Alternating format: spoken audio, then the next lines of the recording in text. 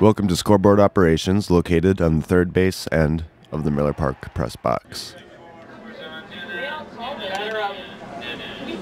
My console is in the second row, overlooking most of the field.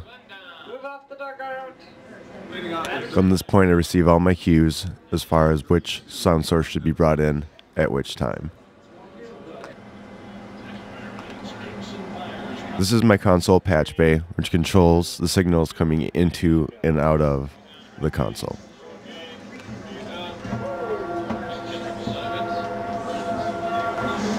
This is the main patch bay, which controls signals being routed to various locations around the rest of the park. The adjacent rack acts as the intercom hub for production staff communication, as well as a distribution amplifier rack to send various signals to the various broadcast booths throughout the press box. And these are the compressors and processing that I'll use in tandem with the console.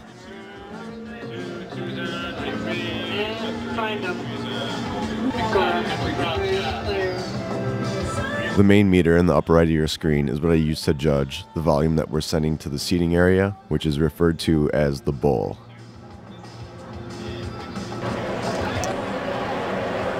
Here we see a small format Mackie mixer.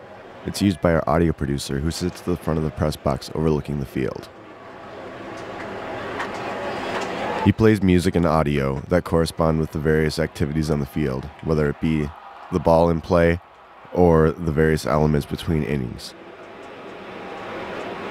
The music producer employs a click effects music playback system, which uses pages of buttons where the buttons play back different samples.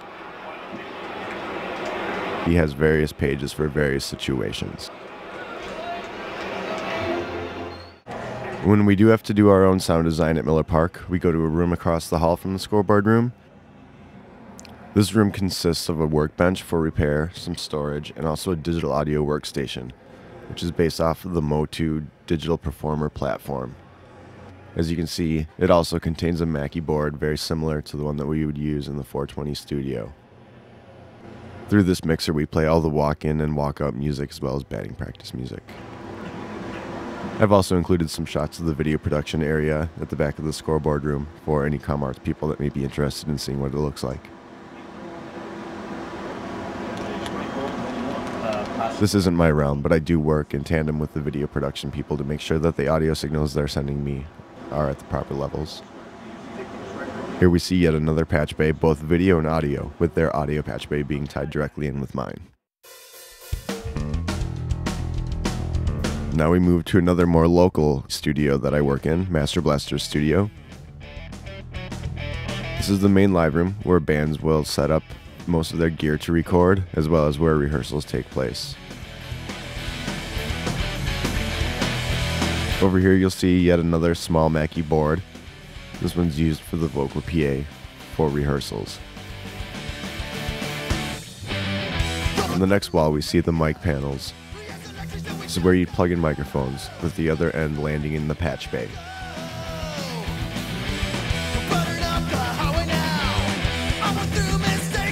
And around the corner is the main control room.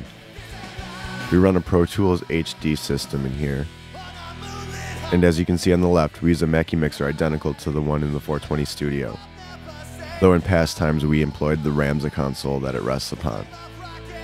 This Ramza was recently fixed and hasn't yet been patched back in. Here we see the Pro Tools HD interface, sitting on top of the patch bay, and below the patch bay we see the purple Apogee analog to digital converter. This next rack, which now sits mostly empty, once contained preamps, compressors, and processing owned by a former member of our cooperative.